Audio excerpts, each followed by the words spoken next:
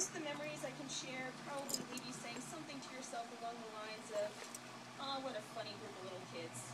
When in reality, all of those memories were probably within the past year. Maturity was never the basis of our friendship and bond. But truth be told, Raeannes has always been more than my cousin. She's my sister, my best friend.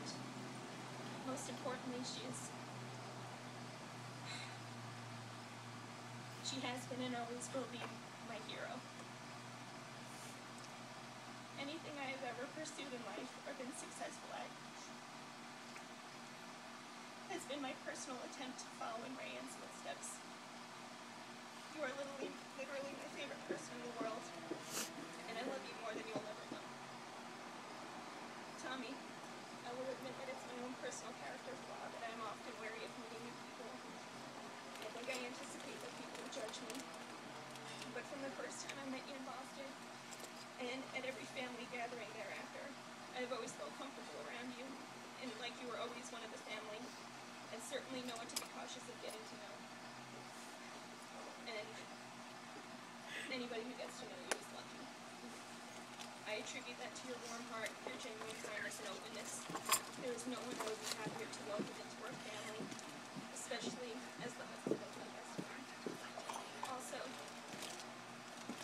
Tommy did give me some advice prior to giving this speech. He said that I should definitely make mention about how beautiful he is. Woohoo! So kind of wrapping this up a little bit. I was in a bookstore recently and came across a book that I had read as a child, and it's actually a really beautiful story about loyalty, friendship, love, and never taking for granted the quirks that make us all unique. And my favorite line in that story is, one sees clearly only with the heart. Everything essential is invisible to the eyes. And keeping that in mind, I think we all know that many things in life are fleeting. But for those of us here who know Raeannes and Tommy, both as individuals and as a couple, I think we can all collectively say with confidence that yours is a bond, friendship, and love that is meant forever. Wishing you both all the happiness and love this life has to offer. Cheers to Tommy. I left my glass up there. I'm going to try and Cheers. Woo! Woo! Good job, Brett.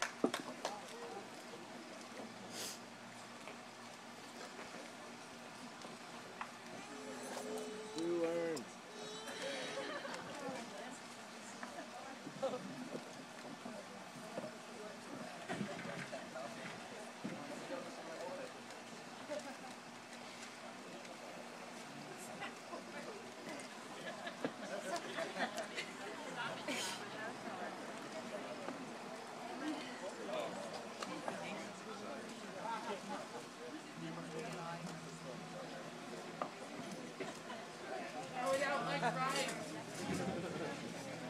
Save some for your sibling.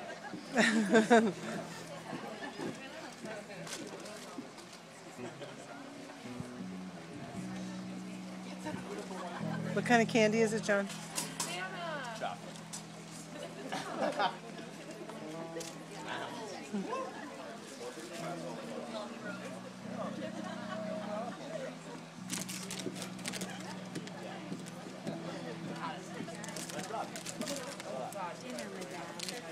Yeah, really. That's why I eat stuff like this, because you know exactly what's in it. All right. I wrote a bunch of speeches and threw them all away because I don't need a speech to tell about Tom Conley. I know this kid. Not many people are fortunate to be born with a best friend. I was born with a best friend. He knew me before I was born. Hang out with my mom. Belly bumping. That's real. That actually happened. And when like I'm a best friend. I'm his best friend. And when he asked me to be his best man, by asking him, I threatened him with physical violence. So I will cut you. That's real too. I got real nervous because I was like, man, I know how to be a best friend. I don't know how to be a best man. I don't really know what that entails. And it made me nervous. I was like, I'm going to have to speak in front of all these people. And I should write something because I don't want to let Tommy down. And I can't let Tommy down. Tommy's my best friend. Like, one time at the bus stop, I punched him right in the eye. And I do not remember why, but I did. And he went home and he cried. And a couple hours later, he showed up at school and he has a big eye patch on one eye. And we're in class together. He just looks at me. And that was it. He looked at me and he shook his head. And I think that was pretty much all that was ever said about it. All right, I'll take it. You know, he hit me in the face with a bunch of things too. It's fun. Yeah, a boomerang, a hockey stick. Sure, a paintball gun involved in one point or another. But you know, acorns, lots of acorns. We used to throw acorns at each other for a game. That was fun. In school, Tommy and I started going to school together. Literally, we've been together every day of our life. They send us into public school together. And that lasted 1 year. And the principal said, I will make sure it is my personal mission. You two will never sit in a classroom ever again. And we never did. But we were impossible to punish because we were always doing the same thing. And when they try to punish us, like, oh, you're both getting detention. Well, there goes detention. And now it's Tommy and I in detention. It's Tommy and I show. We're going to have fun. No matter what, it was very fun. We developed a system for checking in with each other during school where I'd ask my teacher, I'm like, I need to go to the bathroom. They'd let me go. I'd go out in the hall and I'd walk by whatever classroom Tommy was in. I'd just walk by the window until he saw me and give me the little signal. Ask, I need to go to the bathroom. And then we meet out in the hallway and everyone else is in class, so we get to pretty much do whatever we want. That lasted for a while until we got caught doing that. We just adapted.